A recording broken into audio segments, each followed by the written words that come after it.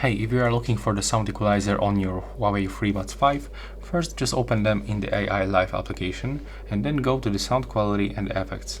And here, as you can see, we can find 4 default presets: default, bass boost, treble boost, and the voices. If you want to add your custom, you can also do this by tapping on the plus. Then you will be moved to this screen, and with these dots you can adjust equalizer to your own preferences. And there's also the effect name, but you cannot actually change it. If you want to reset the parameters, click right here and then tap save. And here you will be able to simply switch it.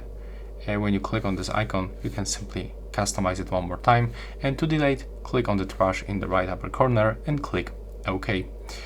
And right here you can also find some other options like HD calls, the sound quality, but the equalizer settings are basically right here. So that's all for this video right now. Please subscribe to my channel, you will help me grow it, and bye bye.